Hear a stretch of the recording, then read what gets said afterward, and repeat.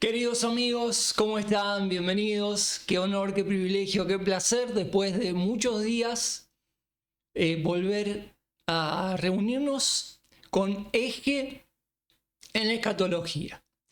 Tenemos hoy, creo que la continuación no solamente, sino también la finalización del capítulo en el cual se hace referencia al pacto davídico. Un pacto que, como habrán visto, la extensión de tiempo, de espacio que nos ha llevado es importante debido a que dentro de las promesas de Dios con respecto a la escatología, el pacto que Dios hizo con David tiene una relevancia suprema. Es lo mismo que si estudiamos el pacto que Dios hizo con Abraham, ¿no? Está dentro de la misma línea. De manera que hoy, vamos a terminar con el apartado del pacto de David, sus implicaciones escatológicas, etc. He estado los últimos meses, pero especialmente los últimos 10 días, terminando un ensayo. Finalmente ayer pude terminar con el epílogo. Estoy en la parte de edición y esto me ha, por decirlo de alguna manera, distraído, ¿no? del material que suelo hacer para compartir acá en el canal. He tratado de concentrarme en los últimos 10 días lo más posible para terminar el ensayo y lo he terminado y estoy en el proceso de edición y publicación y seguramente la próxima semana o pronto, en los próximos 15 días, les voy a compartir un video presentando este ensayo. Me gustaría, porque hoy va a ser larga la cosa, hoy va a ser largo, sí. Hoy va a ser largo porque quiero terminar, porque si no terminamos va a quedar un pedacito muy chiquito de texto para otro video que no se justifica. Entonces me gustaría, dentro de lo posible, en el término de 60 minutos, más o menos, dar lectura a la parte que queda del pacto davídico y poder pasar a otro capítulo en el libro del Dr. Pentecost. Voy a ir al PDF. Voy a ir al PDF. Acá estamos. Y aquí sí, ya en la página 88 habíamos llegado hasta el punto número 4. Aquí.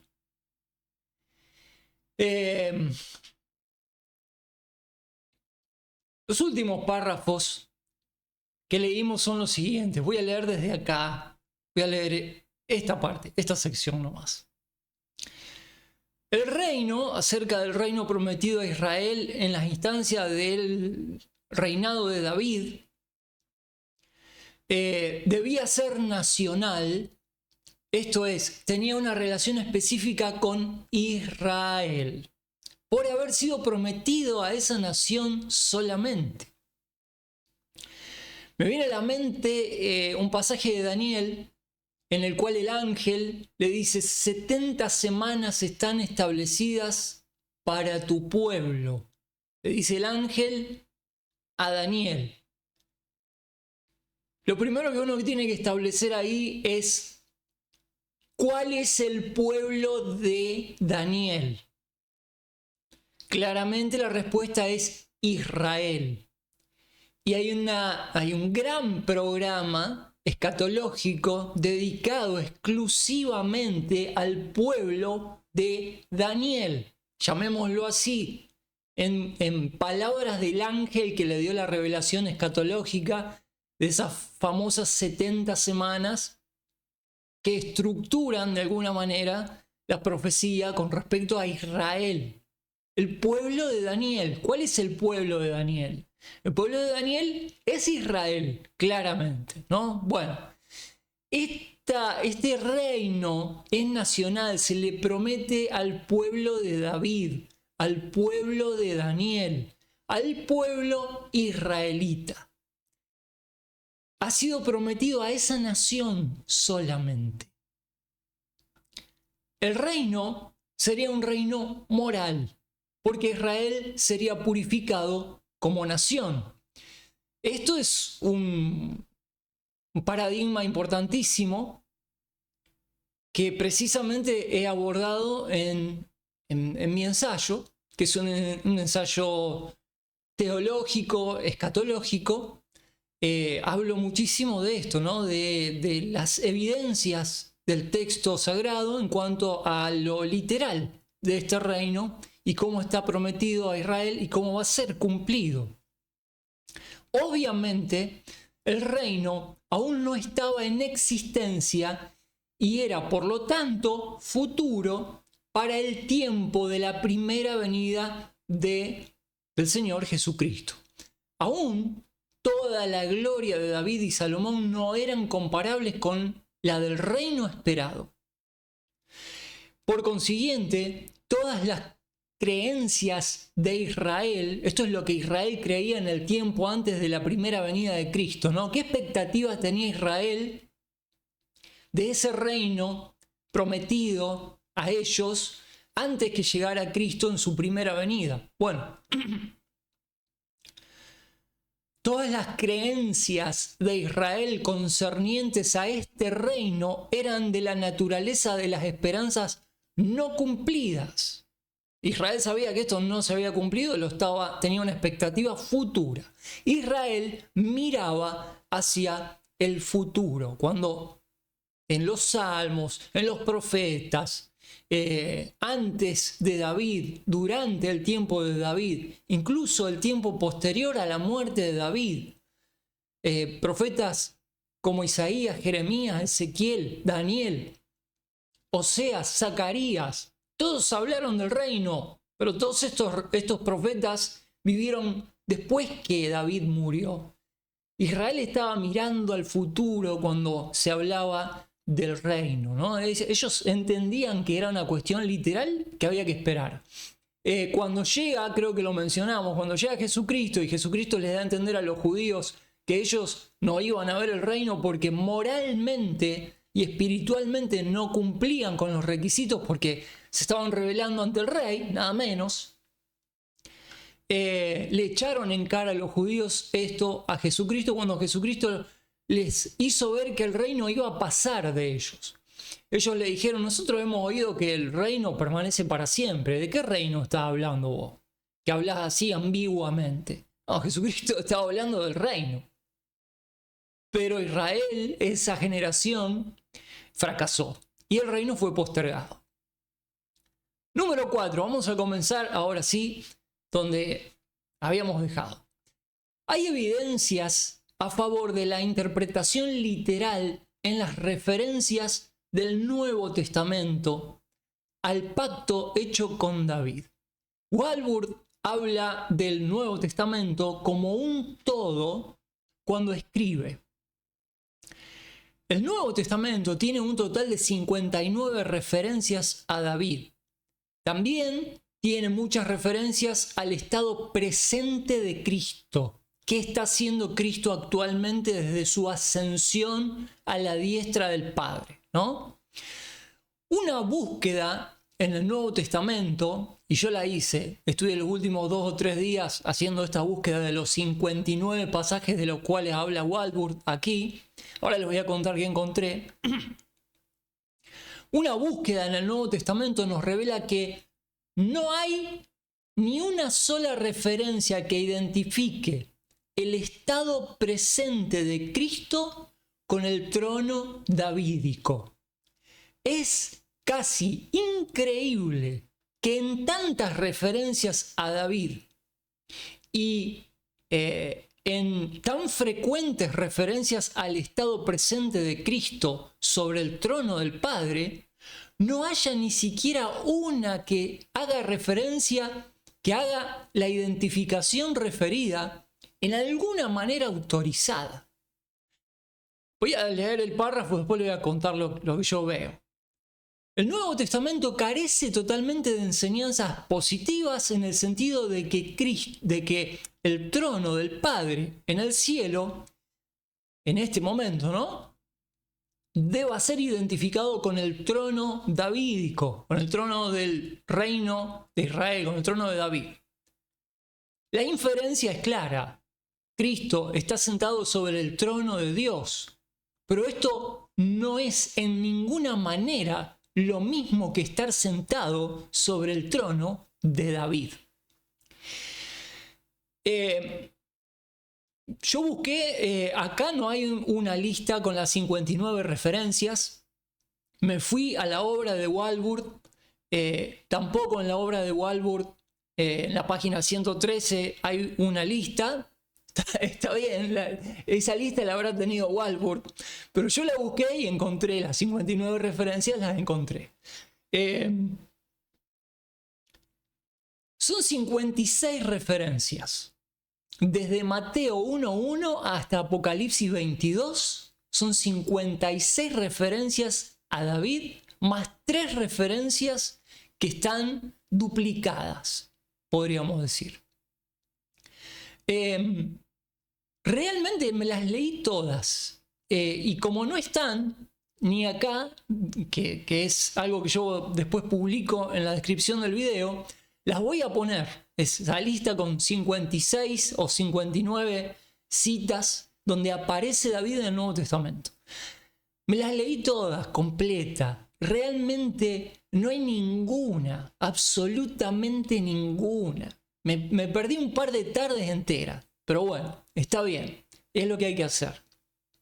No hay ni una referencia de todas esas casi 60 referencias de David en el Nuevo Testamento. Estamos hablando del Antiguo, del Nuevo. No hay ni una que diga, siquiera se arrime un poco a que Cristo, estando ahora en el trono del Padre, está ocupando exactamente a la vez el trono de David y cumpliendo así el reino. Cristo no está reinando sobre el trono de David. No hay ni una referencia de las 59 que hay en el Nuevo Testamento que lo indique claramente ni ambiguamente. Si ustedes pegan un vistazo, después en la descripción van a ver, tómense el tiempo de analizarlas y van a ver que esas referencias tienen que ver con una cuestión histórica, tienen que ver con la cuestión del linaje de Cristo, tienen que ver con la cuestión de cuando se discute en la iglesia, cómo se debe interpretar. Ese es creo que lo va a citar acá Walvoord. Cuando la iglesia discute qué pito toca el trono de David en la era de la iglesia, vamos a decirlo así claramente, ¿no? Y los apóstoles dicen, no. Esto, cuando termine el proceso en el cual los gentiles sean alcanzados, el tabernáculo de David, y ahí está la referencia, será edificado de nuevo, con miras al futuro. Quiere decir, cuando termine la era de la iglesia, el reino de David, el trono de David, la casa de David, el tabernáculo de David, será restaurado. Eso es al final de la gran tribulación, cuando Cristo restaure a Israel. Es muy claro en el Nuevo Testamento. Ahora, lo que sí es importante es determinar qué está haciendo Cristo en el trono del Padre hoy por hoy. Y en eso sí yo creo que es más importante. Allí encontré 13 referencias que hablan claramente del oficio de Cristo, qué está haciendo Cristo en el trono a la diestra del Padre. Y hay una sola cosa que está haciendo, según esas 13 referencias. Está intercediendo por nosotros, por los santos de la iglesia, que es la única institución activa hoy por hoy en el radar de Dios. Cristo intercede por nosotros. No está haciendo Cristo absolutamente nada relativo a Israel en este momento sentado a la diestra del Padre. La única cuestión que lo vincula a Cristo en ese trono hoy por hoy con la tierra es la iglesia. Nada más. Voy a tener que ponerle esas 13 referencias que él dice acá. No sé dónde lo leí recién. una búsqueda en el Nuevo Testamento nos revela que no hay ni una sola referencia que identifique el estado presente de Cristo con el trono de David. Ok. Es casi increíble que en tantas referencias a David y tan frecuentes, acá está, tan frecuentes referencias al estado presente de Cristo sobre el trono del Padre, no haya ni siquiera una referencia que haga la identificación referida en alguna manera autorizada a que Cristo está en el trono de David como rey de Israel. No lo está. ¿Por qué digo esto? Porque no hay pasajes en el Nuevo Testamento. Y miren que tenemos casi 60 hay. Podría haber de los 60 un 10%, que sería una miseria, pero un 10% de esos pasajes que digan claramente que Cristo está sentado en el trono de David reinando para la casa de Israel, no hay nada. Después, cuando nos dice a nosotros que somos cabeza dura, los que no creemos que la iglesia es Israel, nosotros no tenemos nada que decir más que, miren, lean la Escritura. Fíjense qué dice la Escritura. En la Escritura no hay ni un indicio que diga de que Israel es comparable a la iglesia y que Cristo en el trono del Padre está en el trono de David reinando. Eso no existe. Si la Biblia lo dijera, yo lo admito, no tengo ningún problema. No tengo ningún problema con la Biblia. Lo que sí tengo problema es cuando se hacen teologías no basadas en la Escritura. Eso sí, yo creo que todo creyente tiene que tener problemas. Creyentes que no tienen problemas, que se sienten con tal de defender su escuela, su escuelita, ¿no? No le importa lo que dice la Escritura. Bueno, yo disiento en ese sentido. El Nuevo Testamento carece. El Nuevo Testamento carece totalmente de enseñanzas positivas, quiere decir que indiquen claramente en el sentido de que el trono del Padre en el cielo deba ser identificado como el trono davídico. El trono davídico va a estar en la tierra cuando vuelva Cristo en su segunda venida, reinando sobre el mundo, especialmente por medio de Israel. La iglesia va a ser administradora junto con Cristo en ese reino. La inferencia es clara.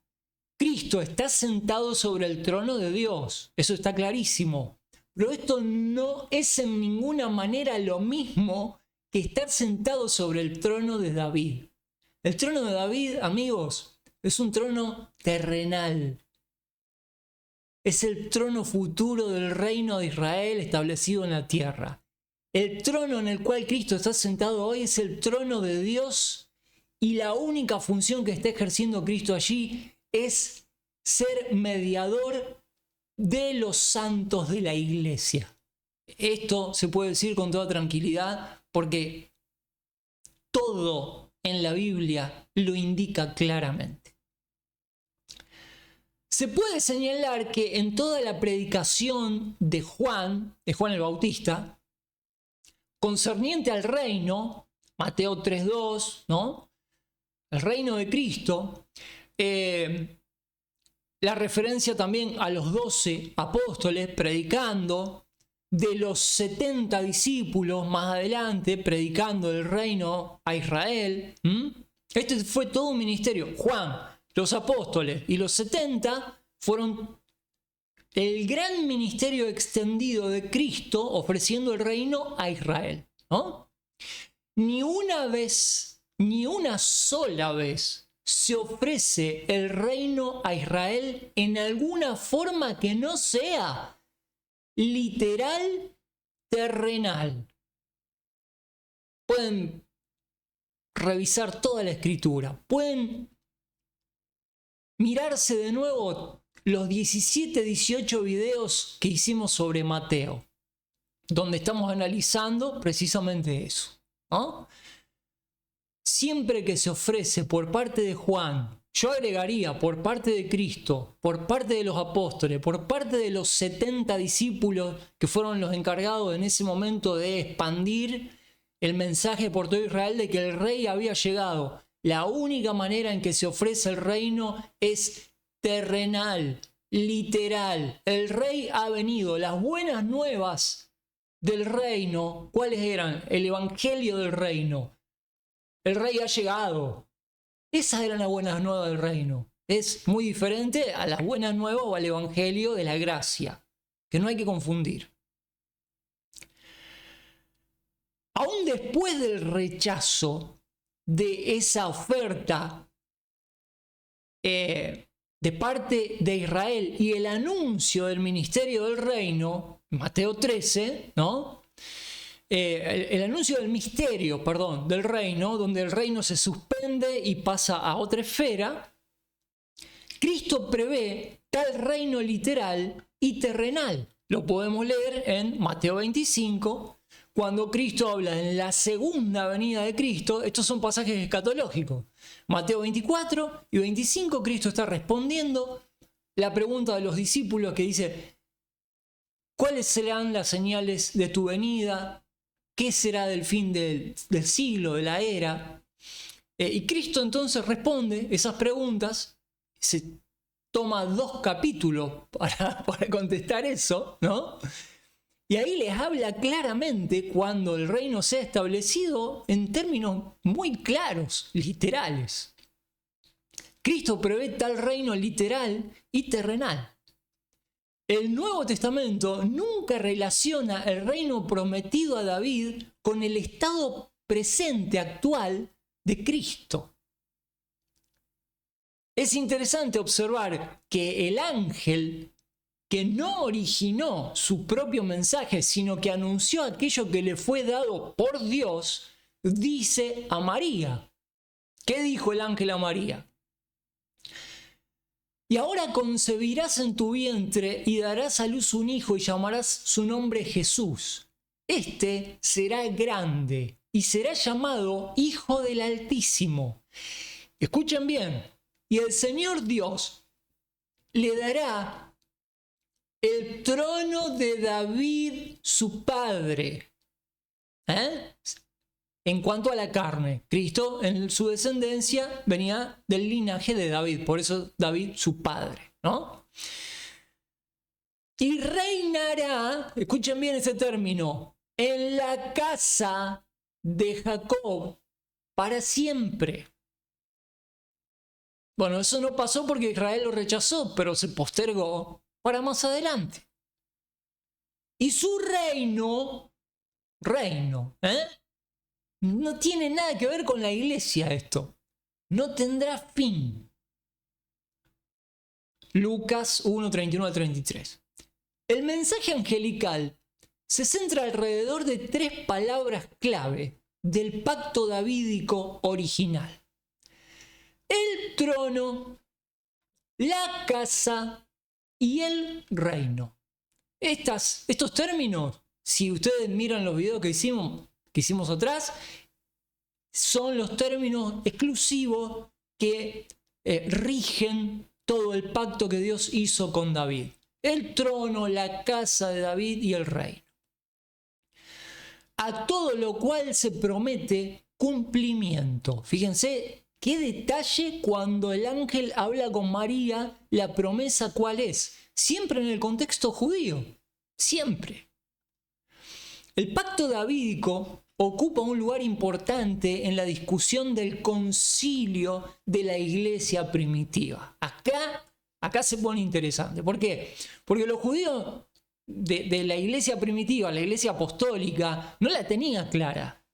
Ustedes imagínense que todavía no había Nuevo Testamento cuando los judíos estaban ahí reunidos y está la secta. Esto hay que leer. Léanse Hechos 15. Y fíjense cómo está conformada la iglesia. Dentro de la iglesia dice que en la discusión, ¿en qué se basaba la discusión? En que el apóstol Pablo había ido a predicar el evangelio a los gentiles. Y estaban todavía arrancándose los pelos de la cabeza diciendo, no, ¿cómo Israel? Claro, ellos pensaban con la mentalidad absurda, ¿no? Clásica, judía, que determinaba que los judíos no podían ni acercarse a los gentiles, ¿no? Bueno, ahora todo había cambiado, pero la iglesia en Jerusalén todavía no sabía que todo había cambiado. Entonces ellos están dando pasos, ¿no? Un paso delante del otro y no ven más allá del paso que van dando, porque no hay revelación, amigos. Ellos no tienen el Nuevo Testamento. Pablo está recién reclutado por Jesucristo, que lo envió a predicar el Evangelio a los gentiles. Y Pablo todavía no escribió ni una epístola de las 13 epístolas que forman después el Nuevo Testamento. No tienen doctrina escrita, la revelación todavía, la inspiración no llegó a los apóstoles que se pusieron a escribir. No tienen Nuevo Testamento, tienen las escrituras del Antiguo Testamento y tienen que entender qué vamos a hacer con esta cuestión. Y tienen que discutir. Y en el seno de la iglesia, de estos judíos que eran todos fariseos prácticamente, ¿no? Y se habían convertido a Cristo y ahora tenían la morada del Espíritu Santo, pero no tenían escritura, salvo la del Antiguo Testamento.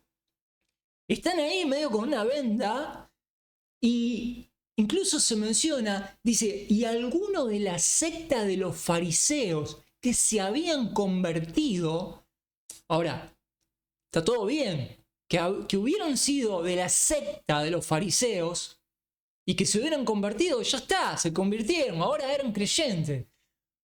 Pero la mentalidad farisaica que tenían ahí adentro de la croqueta todavía, imagínense, tratar de razonar a esos ex fariseos de que no, ahora sí había que ir, olvídense del trono de David, y hay que ir a los gentiles ahora. ¿A los qué?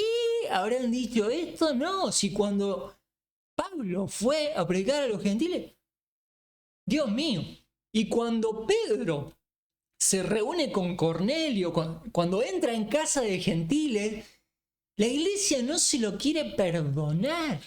Es un escándalo el de Hechos 15, léanlo, es una reunión histórica. Bueno, en Hechos 15 entonces el pacto davídico ocupa un lugar importante en la discusión del concilio de la iglesia primitiva. Walburg comenta sobre Hechos 15, 14 al 17, donde se discute, la iglesia discute este pacto. Claro, la iglesia está en plan. Muchachos, nosotros queremos ver el reino. ¿Dónde está el reino restaurado de David? Eso es lo único que nos importa. Y ustedes nos vienen con que hay que ir a predicarle a los perros, a los gentiles. Sí, están todos locos. Hubo un escándalo en la iglesia. Léanse Hechos 15, por favor, del 14 al 17, pongan pausa y léanlo. Fue un escándalo, pero de dimensiones importantes. Fue escandalosa esa reunión. Todo un griterío discutiendo, fue caos. Era el caos. Porque los judíos pensaban a su manera. Entonces, una de las cosas que había que determinar ahí era qué rol cumple el pacto davídico en el seno de la iglesia ahora que el reino fue suspendido. ¿De qué nos disfrazamos los judíos que estamos esperando el reino de David? Ya Jesucristo le había dicho, antes de la ascensión, yo creo que Cristo estaba flotando y los apóstoles lo agarraron de la túnica y lo bajaron. Y le dijeron, maestro, ¿restaurarás el reino de Israel en este tiempo? ¿No ves que te estás yendo y nosotros estamos sin el reino? Cristo le dijo, muchachos, no les toca a ustedes conocer los tiempos y las mejores oportunidades, las sazones, los kairos, que el Padre puso en su sola potestad. El tema del reino lo maneja el Padre. No sé si se dieron cuenta que ya lo está suspendido. Pero bueno, si lo que ustedes quieren es poder, porque claro, la mentalidad de los judíos estaba asociando el reino con el poder, ¿no? Ellos querían ser empoderados. Si lo que ustedes quieren es poder, parece que le dice Jesucristo, recibiréis poder cuando haya venido sobre vosotros el Espíritu Santo. Y me seréis testigos en Jerusalén, en Judea, en Samaria, y hasta el último de la tierra. Después llega el Espíritu Santo y empieza a cambiar la cosa, pero no está del todo clara la cosa. Porque pasa una década y la iglesia sigue discutiendo sobre el rol del reino y no entienden. No entienden. Bueno, el problema de este pasaje se resuelve en estas preguntas. ¿Qué se quiere decir con el tabernáculo de David? Voy a tener que agarrar... A ver. Vamos a abrir la Biblia. Tiquitín, chichichín, la tengo acá. Vamos a abrir el libro de los Hechos.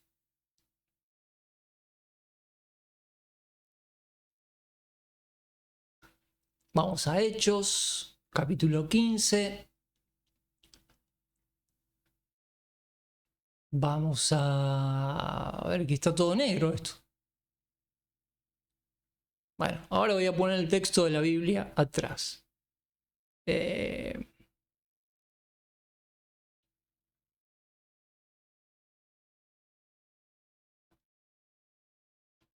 Vamos a poner esto acá y yo me voy a abrir la Biblia acá. Si ustedes quieren seguirme con la Biblia,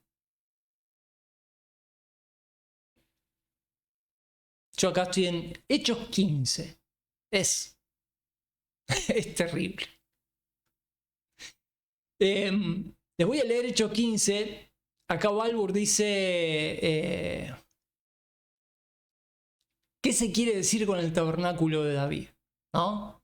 Y la pregunta número 2. ¿Cuándo será reconstruido o restaurado el tabernáculo? ¿Qué es el tabernáculo de David? ¿Es la casa de David? ¿Es la nación de Israel? Ahora lo vamos a leer al texto. La primera pregunta se resuelve mediante un examen de su fuente. Lo que se está citando en Hechos 15 es Amós 9:11 y su contexto. Yo voy a leerles Hechos 15. Acá Walbur cita solamente Hechos 15 del 14 al 17. Yo creo que le voy a leer un poquito más.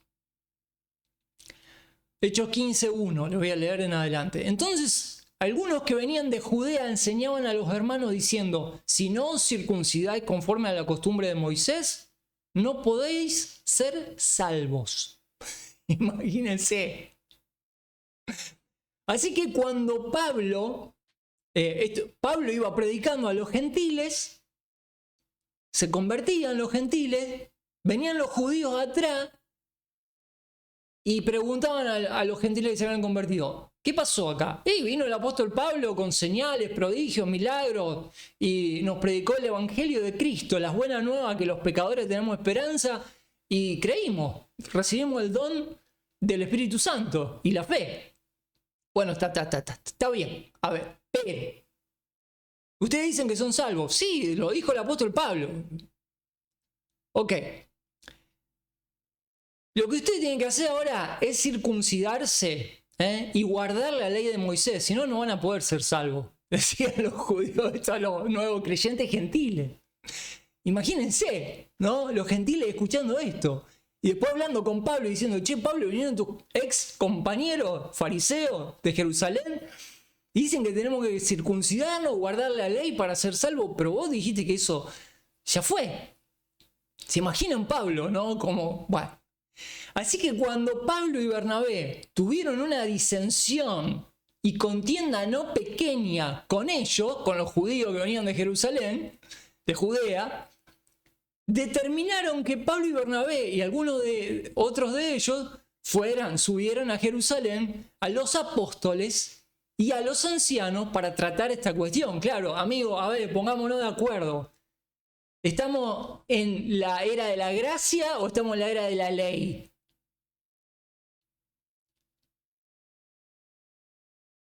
Le estoy leyendo Hechos 15, 3. Bueno, entonces fue Pablo con otros compañeros que estaban comisionados. En Hechos 13, Pablo, el Espíritu Santo, le dice a la iglesia: separen a Pablo para la obra que tengo para él.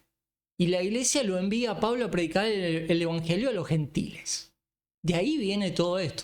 Hay una gran conversión de gentiles cuando los judíos en Jerusalén escuchan que se están convirtiendo los gentiles, van y le dicen, no, paren.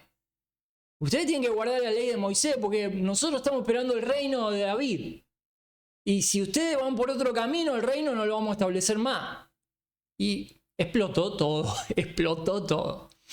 Ellos pues siendo encaminados por la iglesia, pasaron por Fenicia, Samaria, contando la conversión de los gentiles y causaban gran gozo a todos los hermanos, que los gentiles se están convirtiendo.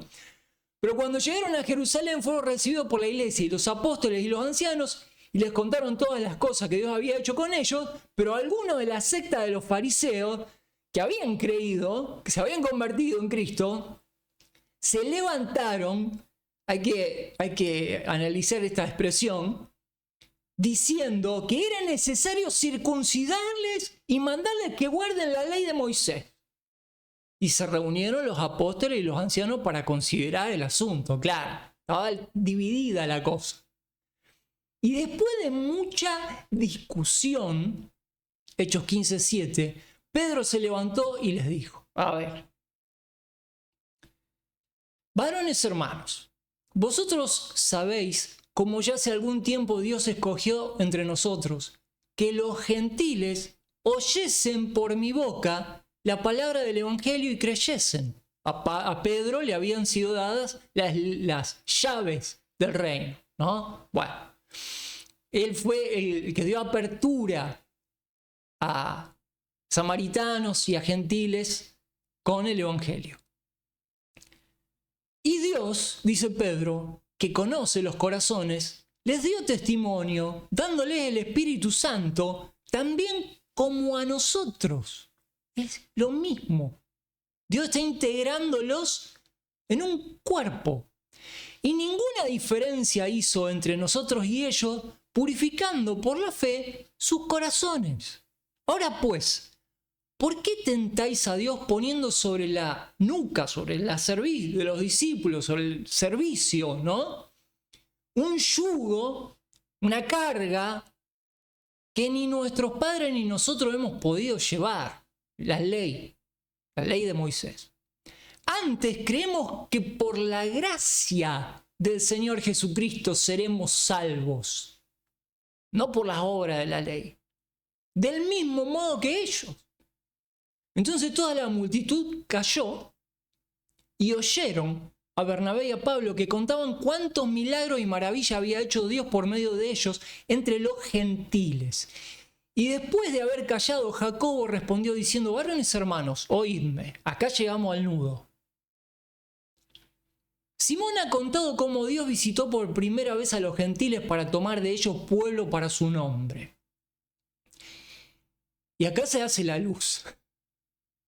Y con esto concuerdan las palabras de los profetas, Amós, como está escrito. Después de esto, después de tomar pueblo de entre los gentiles para Dios, volveré, dice Dios, y reedificaré el tabernáculo de David. Para los oyentes judíos que estaban todos ahí, esto significaba la instalación del reino, la restauración de la nación judía, que está caído. Sí, el reino no existía, estaba hecho añicos.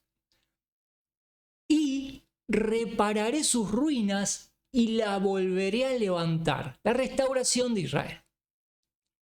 Para que el resto de los hombres busque al Señor y todos los gentiles sobre los cuales es invocado mi nombre, dice el Señor, que hace todas estas cosas.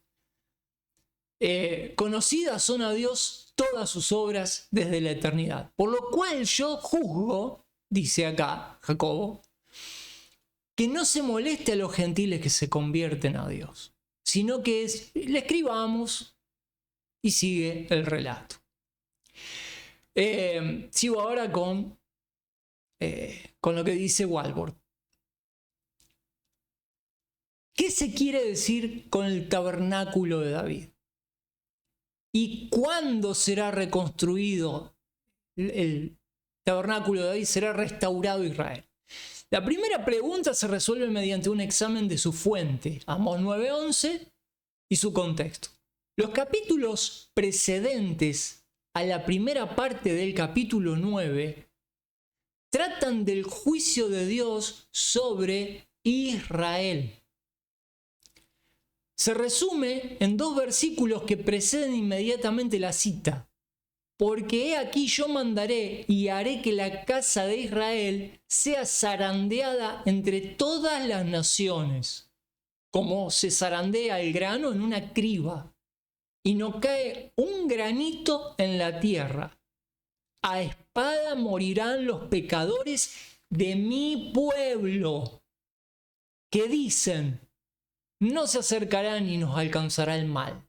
Amós 9, 9 y 10. Inmediatamente después de este pasaje de juicio, está la promesa de bendición para después del juicio, de la cual lo primero es el versículo citado en Hechos 15.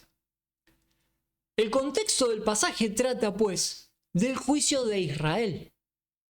Todo el pasaje confirma que el tabernáculo de David es una expresión que se refiere a toda la nación de Israel. Y eso en contraste con las naciones gentiles. ¿Cuál es entonces el significado de la cita de Jacobo? En efecto, él declara que el propósito de Dios fue bendecir a los gentiles, así como también a Israel, pero en su orden. Dios había de visitar a los gentiles primero para tomar de ellos pueblo para su nombre.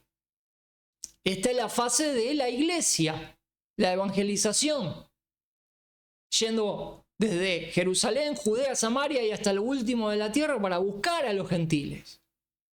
Jacobo sigue diciendo que esto era para concordar completamente con las palabras de los profetas, porque ellos habían dicho que el período de bendición y triunfo de Israel sería después del período de los gentiles.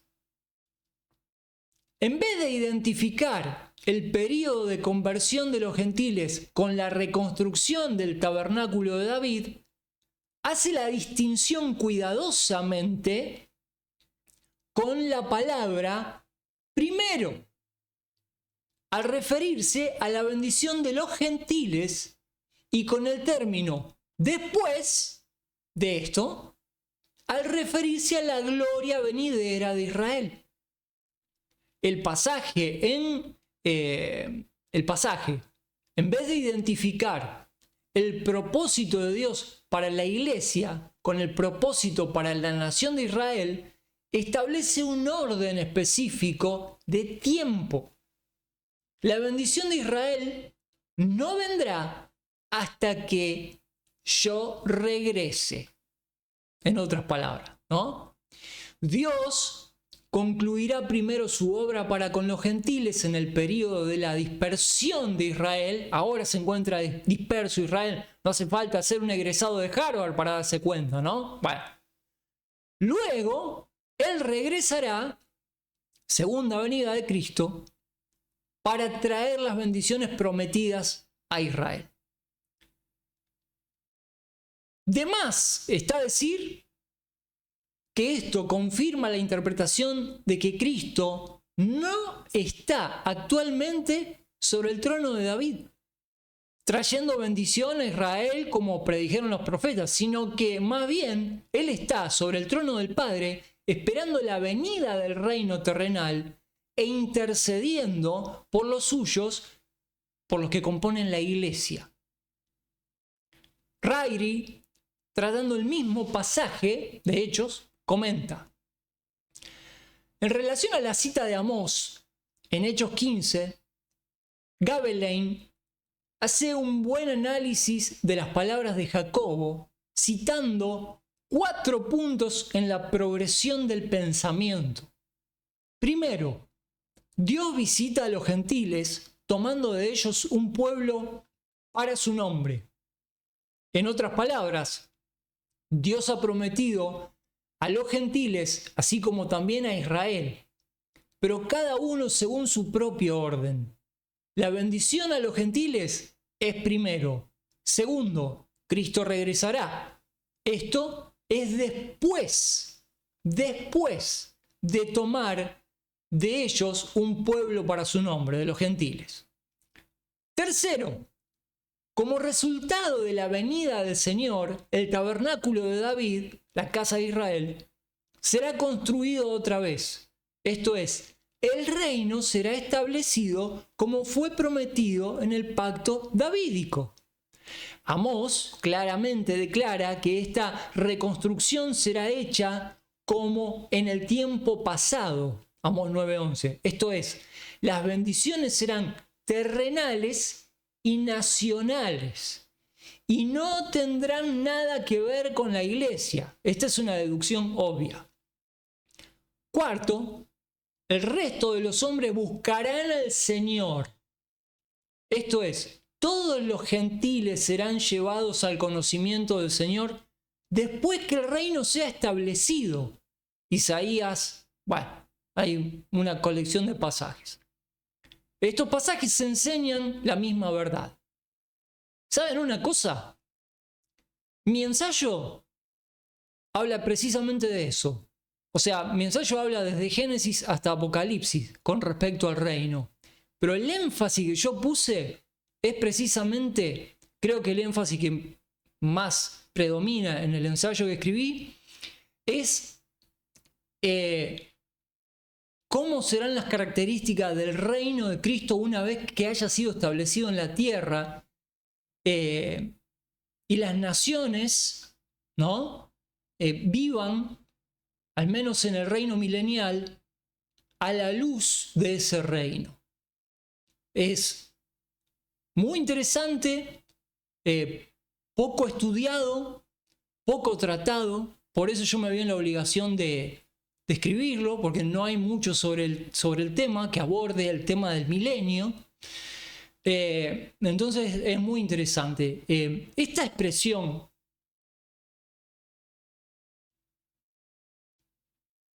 el resto de los hombres buscarán al Señor, se le escapa, esta expresión se les escapa a la mayoría de los analistas de la Escritura. Porque creen, acá se les mezcla la iglesia. En realidad, el resto de los hombres busquen al Señor.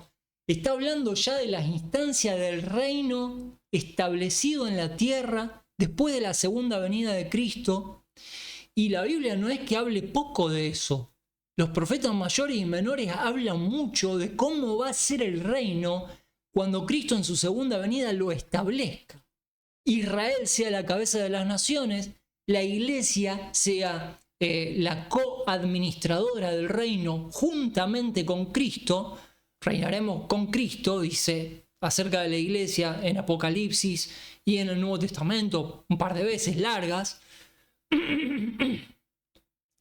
Y está muy claro que va a haber una masa de naciones, ¿no?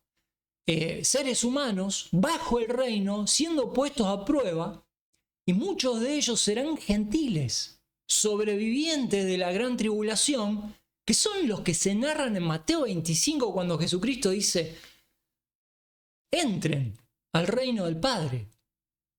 Hay que leer Mateo 25 y ver cómo Dios condena al anticristo, al falso profeta, los arroja al infierno, y allí comienza el reino y se le da el ingreso y la bienvenida a los supervivientes de la gran tribulación. Son seres humanos, muchos son judíos, muchos son gentiles, ingresan al reino, y este es el resto de los hombres que buscarán al Señor en la era del reino una vez establecido.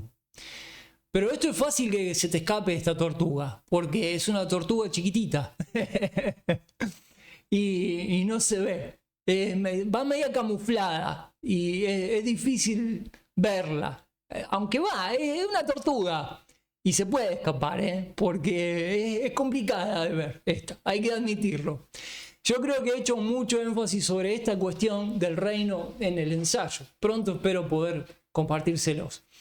Bueno, a ver si vamos terminando. De esta manera, a través de todo el Nuevo Testamento, así como en el Antiguo, el pacto davídico es en todas partes tratado como literal.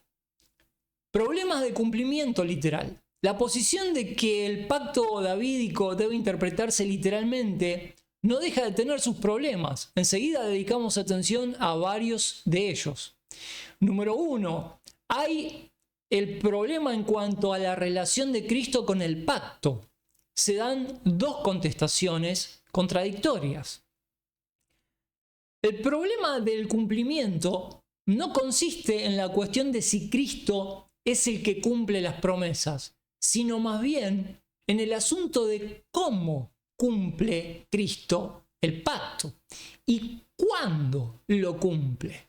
En relación a esta pregunta, ha habido dos contestaciones principales. Número 1.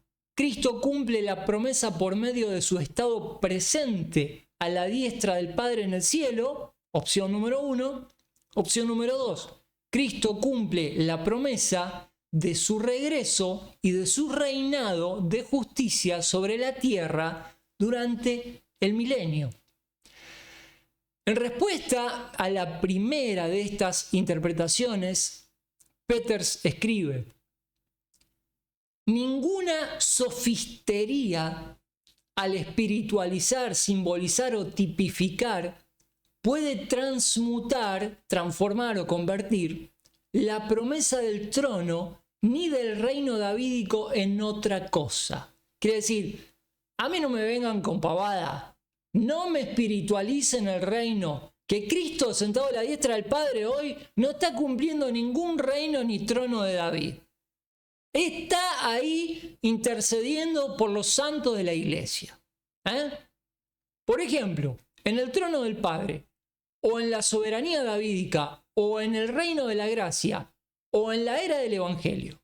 Por la sencilla razón de que el mismo trono y el mismo reino, ahora derrocados, se refiere al reino prometido a Israel, son prometidos al Mesías para ser restablecidos por él mismo. Por ejemplo, Amós 9:11, ya lo tratamos largamente, en Hechos 15, Zacarías, bueno, hay que leer. La corona teocrática derribada, el reino de David, el trono teocrático abatido, el reino teocrático derrocado, es la corona, es el trono, es el reino que el Cristo ha de restaurar en su segunda venida. Estos pertenecen a Cristo por derecho, porque Cristo es el descendiente de David. Y le serán entregados a él. Estos también están eslabonados con una restauración de la nación judía. Buenísimo. Jeremías 33, Miqueas 4, etc. Estos hechos, la existencia del trono en un tiempo, su no existencia por un periodo, su restauración, su relación en la restauración con el pueblo y con la tierra antigua que formaron el reino original, así como muchos otros que se mencionan después, indican tan ampliamente como el lenguaje puede expresarlo, que la antigua fe en el lenguaje de los pactos no debe descartarse.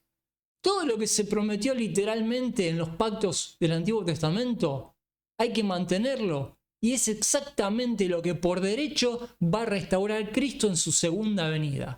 Con lo cual se dice que Cristo hoy, a la diestra del Padre, no tiene por qué estar asumiendo un rol de rey en el trono davídico, porque ese trono aún no fue restaurado. De acuerdo con los principios de interpretación establecidos, el pacto davídico demanda cumplimiento literal. Esto significa que Cristo debe reinar sobre el trono de David en la tierra, sobre el pueblo de David para siempre. El segundo problema es en relación con la historia de Israel desde los días de David y Salomón.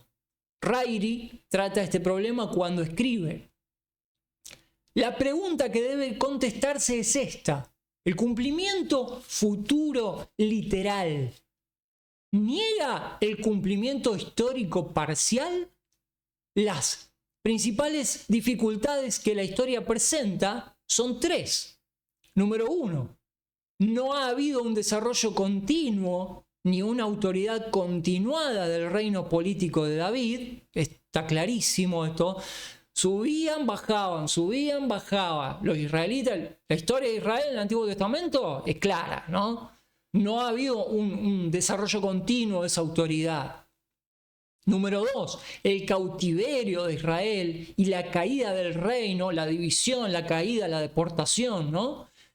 Parecen argumentar contra la interpretación literal para el cumplimiento futuro. Parecen. Número tres, los siglos que han transcurrido desde la primera venida de Cristo parecen indicar que no se debe esperar el cumplimiento literal. La posición premilenaria de los que creemos, digamos, que Cristo va a venir antes que Cristo va a venir y va a establecer el reino literal en la tierra, la posición premilenaria sostiene que el cumplimiento histórico parcial, aquel reino glorioso de Salomón, por ejemplo, ¿no?, en ninguna manera mitiga el argumento contra el cumplimiento futuro por estas cuatro razones. Quiere decir, observando la nación de Israel, se ve una serie de altibajos espirituales en los que el reino parecía que avanzaba, después se suspendía. Vino Cristo en su primera venida, ofreció el reino, Israel no lo aceptó, tampoco estaba en condiciones espirituales. Han pasado 2000 años. ¿Qué tenemos que esperar? ¿Se suspende el reino? ¿O todavía podemos creer que en el futuro Cristo va a restaurar la nación de Israel? Bueno, primero, los profetas del Antiguo Testamento esperaban el cumplimiento literal aún durante los periodos de gran apostasía de Israel. Segundo, el pacto demandaba una interpretación literal que también significa un cumplimiento futuro. Tercero, el Nuevo Testamento enseña que la forma misteriosa presente del reino en ninguna manera abroga el cumplimiento futuro literal. Cuarto, las palabras mismas del pacto enseñan que, aunque Salomón fuese desobediente, el pacto, no obstante, permanecería vigente y que a la descendencia de Salomón no le fue prometida perpetuidad. El único rasgo necesario es que el linaje no se puede perder. No que el trono fuese ocupado continuamente. La interrupción del reino no significa que todo el programa fuese puesto a un lado. Mientras las prerrogativas del reino permanezcan intactas, el reino podrá restablecerse. Walbur dice, la descendencia en que había de cumplirse la promesa del trono eterno y del reino eterno para Israel fue preservada por Dios mediante un linaje que, por cierto, no se sentó sobre el trono en ninguna manera, desde Natán hasta Cristo. Por lo tanto, no es necesario que la línea sea rota por la conducta misma del reino, sino que más bien el linaje, la prerrogativa real y el derecho al trono sean preservados y que nunca se pierdan ni aún en pecado, ni en cautiverio, ni en dispersión. Por lo tanto, no es necesario que el gobierno político continuo esté en vigencia, pero sí es necesario que la descendencia de la casa de David no se pierda. ¿Cuál es el descendiente de la casa de David que heredaría el reino? Según la carne, el Cristo.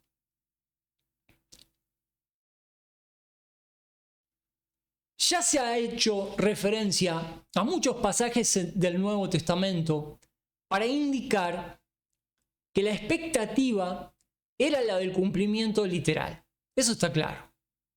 La interrupción del reino davídico no militó contra la expectativa de la restauración literal de ese mismo reino en cuanto a los escritores del Nuevo Testamento se refiere.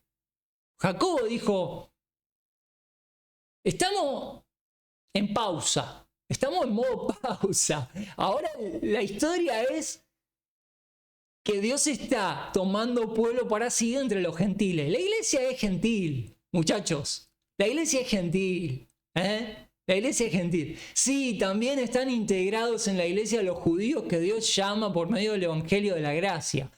Pero ¿qué porcentaje hay dentro de la iglesia de judíos y gentiles? O sea, no es difícil. No tenés que ser un egresado de Harvard para darte cuenta que el 99,9% de los miembros de la Iglesia de Cristo son gentiles. Está en ese plan Cristo. Cuando esta iglesia esté completa y sea arrebatada, entonces llegará el tiempo de restaurar el tabernáculo de David, que es una forma elegante y poética de decir restaurar la nación de Israel. Vamos terminando. ¿Se ha cumplido este pacto históricamente? El argumento de que este pacto se ha cumplido históricamente en el Imperio Salomónico es presentado por un amilenarista, uno que no cree en el reino literal. Su argumento es que la tierra gobernada por Salomón, de acuerdo con 1 Reyes 4:21, cumple el pacto de manera que no es de esperarse ningún cumplimiento futuro. A esto se puede contestar. En el mismo hecho de usar este texto, el amilenarista está admitiendo que el pacto se cumplió literalmente, cosa que los amilenaristas niegan. Los amilenaristas dicen, no, el reino de Dios somos nosotros. Somos que Cristo vive aquí en nuestros corazones. Tenemos que extender el reino, como se predica hoy en las iglesias, ¿no? En la mayoría de las iglesias. Hermanos, extendamos el reino. No estamos extendiendo ningún reino. Sí, Pablo usa la expresión reino de manera muy abarcativa, pero cuando Pablo tiene que poner los pies sobre la tierra, habla de la iglesia. Habla de la iglesia, ¿no? Bueno, los que no creen en el milenio literal, en el reino literal, que esta es la cuestión, que alguna vez Cristo va a estar reinando en esta tierra con nosotros y con Israel, los que no creen en esto, no pueden admitir que el reino sea una cosa real, tangible, ¿no? Pero fíjense que acá dice, bueno, sí, se cumplió literalmente en el reinado de Salomón. Pero ¿cómo si los amilenaristas no creen en el reino? Ni siquiera tangible, ni siquiera en la época de Salomón. Es una contradicción del amilenarismo. Si el amilenarista dice que el reino no existe, ¿cómo ahora dice que existe en el trono de Salomón cumplido? El amilenarista no le interesa discutir el tema del reino porque no cree en el reino, cree que es toda una cuestión alegórica, que somos todo el reino. Los milenaristas son de la nueva era, que me perdonen, son un cachivache. En escatología no tienen escatología. Es triste eso, hay muchas iglesias que no tienen escatología. Hay muchas iglesias que se quedaron sin escatología por creer que el reino es espiritual y que vive acá. El reino está acá. en nuestro corazón. Bueno, ya cuando hablen con David van a ver si el reino está en tu corazón o estaba en el trono. En el mismo hecho de usar este texto, el amilenarista está admitiendo que el pacto se cumplió literalmente. ¿Por qué, pues, busca él el cumplimiento espiritual del reino en la iglesia? Sin embargo, podemos señalar 4 cosas que no se cumplieron en Salomón. Ya que dicen que en Salomón se cumplió el reino, bueno, no hubo posesión permanente alguna de la tierra como fue prometida a Abraham. Parece que los amilenaristas se olvidan que cada vez que Dios prometió a Abraham la tierra, dijo: para siempre vas a poseer esta tierra. No hubo posesión permanente de la tierra como fue prometida a Abraham durante el tiempo de Salomón. No se poseyó toda la tierra desde el río de Egipto hasta desde el río de Egipto y desde el límite con Egipto. No en los términos geográficamente equivalentes. O sea, nunca llegaron. De hecho, si ustedes prestan atención a la lectura de la Biblia, van a ver que aún durante el reino de Salomón, Dios dice que suscitó adversarios a Salomón. Dios suscitó adversarios. Y uno estaba en Egipto y el otro estaba en Siria. Búsquenlo, 1 Reyes 10, 11, 12, léanlo. No era todo 100% perfecto el reino de Salomón, que no. Lean bien la letra chica de 1 Reyes y fíjense que no era el reino perfecto. Salomón no ocupó toda la tierra, apenas recolectó tributos. Los lugares donde no pudo, donde no le dio el cuero, Salomón cobró impuestos. Señorío temporal no es posesión perpetua. Esto creo que es claro. Señorío temporal no es posesión perpetua, como lo exige el pacto abrámico y el pacto davídico. Finalmente, centenares de años después del tiempo de Salomón, las escrituras todavía abundan en promesas concernientes a la posesión futura de Israel. Esto debe probar que Dios y sus profetas se dieron cuenta, aunque no lo comprenda el amilenarista, de que no se había cumplido el pacto abrahámico en Salomón. Por cuanto este pacto no se ha cumplido literalmente en la historia de Israel, debe haber un cumplimiento literal futuro del pacto debido a su carácter incondicional. Bueno, me queda una página, la voy a leer y damos por terminado el tema del pacto davídico. Implicaciones escatológicas del pacto davídico. Debido al cumplimiento literal futuro que se espera, se presentan ciertos hechos referentes al futuro de Israel. Primero que todo, Israel debe ser preservado como nación, como está siendo preservado, ¿no? Estos 2000 años, la nación, la institución judía como nación, la comunidad judía existe, está bien definida en cada país donde fue dispersada. Peters escribe: el trono y el reino davídico pactados, relacionados como están con la nación judía, necesariamente requieren la preservación de la nación. Déjenme que les haga un paréntesis. En este momento en Israel hay 8 millones de judíos. 8 millones de judíos habitan en Israel hoy, 2025. ¿Saben cómo está? Si saben, sabrán cómo está la situación. Si conocen el mundo en el que viven, sabrán la situación de lo que se está viviendo en Israel hoy. De los 8 millones de judíos que viven ahí, más o menos la mitad son judíos árabes que no tienen ni voz ni voto dentro del Estado moderno de Israel. De los 8 millones, casi la mitad están considerados por el Estado moderno de Israel como judíos de segunda, sin derechos, sin los mismos derechos que tienen los otros judíos, que son los europeos. O sea que la nata para el sionismo, ¿no? Son 4 millones de judíos. ¿Saben cuántos millones de musulmanes viven alrededor del pueblo de Israel? 800 millones. 800 millones de musulmanes contra 8 millones de judíos. La comunidad judía está dispersa por todo el mundo, pero ahí en Israel viven solamente 8, de los cuales 4 solamente tienen derecho ante... No puedo decir constitución porque Israel no tiene constitución. ¿Sabían que Israel no tiene una constitución? Desde 1948 que se estableció como una nación, todavía no tiene constitución. Parece raro eso, ¿no? Se las dejo picando esa. A ver qué clase de Estado moderno democrático carece de una constitución, como Israel, que no tiene constitución. Bueno, para pensar.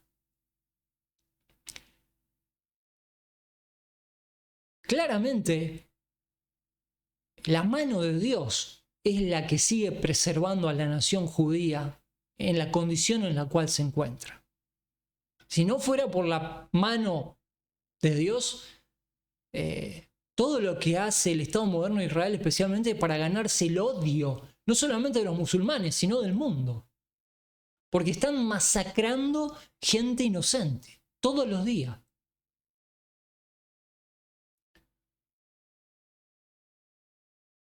El trono y el reino de David, pactados, relacionados con la nación judía, necesariamente requieren la preservación de la nación.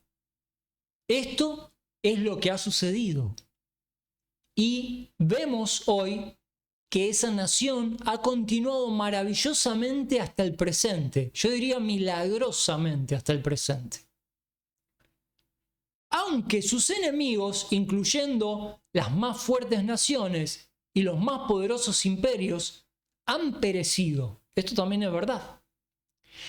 Esta no es obra del azar, pues si nuestra posición es correcta, tenía que suceder, puesto que sin la restauración de la nación judía es imposible restaurar el reino davídico.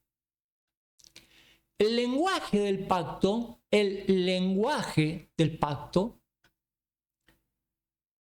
el juramento de Dios, la confirmación de la promesa por la sangre de Jesús, las declaraciones proféticas, todo, no obstante, la incredulidad de las naciones, requieren su perpetuación, para que así puedan finalmente ser vindicadas las promesas y la fidelidad de Dios. De esa manera, Dios se encarga de que su palabra se cumpla. Cada judío, si solo ponderamos este asunto, cada judío, si solo ponderamos el asunto que encontramos en nuestras calles, es una evidencia viviente de que todavía el Mesías reinará gloriosamente algún día sobre el trono de David y sobre su reino, desde el cual extenderá su dominio mundial. Israel debe tener existencia nacional y debe ser introducido de nuevo a la tierra de su herencia, por cuanto el reino de David tenía límites geográficos definidos. Y esos límites eran un rasgo de la promesa hecha a David concerniente al reinado de su hijo. La tierra tiene que ser dada a esta nación como el sitio de su nacionalidad. Esto no tiene nada que ver con el proyecto sionista, ¿eh? Esto es futuro. El hijo de David, el Señor Jesucristo, tiene que regresar a la tierra, corporal y literalmente, para poder reinar sobre el reino pactado con David. El alegato de que Cristo está sentado sobre el trono del Padre, reinando sobre el reino espiritual, la iglesia, sencillamente no cumple las promesas del pacto. No seamos cachivache, seamos serios. Yo no quiero llevar agua para el molino de nadie. Sí quiero que respetemos la Escritura. La Escritura es concluyente. La iglesia no es Israel. En la iglesia no se cumple el reino. El reino es futuro.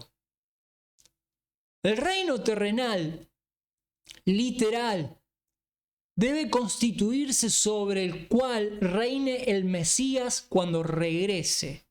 Peters declara: el cumplimiento de las promesas del pacto implica, en vista de este trono y este reino davídico restaurados, que el reino mesiánico es un reino visible, externo, no meramente espiritual, aunque abarca cosas espirituales y divinas. Su visibilidad y el reconocimiento correspondiente del mismo es un rasgo inseparable del lenguaje de la promesa. Este reino tiene que llegar a ser un reino eterno, por cuanto el trono, la casa y el reino fueron todos prometidos a David a perpetuidad. No debe haber fin al reinado del Mesías sobre el reino de David desde el trono de David. Se hace evidente, por lo tanto, que el pacto davídico es de vital importancia para el entendimiento de eventos futuros. Amigos, lo dicho, aquí está la bibliografía. Próximo capítulo, capítulo 8, el nuevo pacto. El nuevo pacto. Hay mucha equivocación y mal entendimiento sobre el nuevo pacto. Vamos a analizar el nuevo pacto. Bueno, a ver, 1:17. Sí, era obvio que recorrer semejante porción del libro nos iba a llevar tiempo. Pero está bien. Aunque en el fondo está mal, pero está bien. Amigos, nos vemos la próxima. Cuídense. La semana que viene con Mateo. ¿No será este el hijo de David? Cuídense.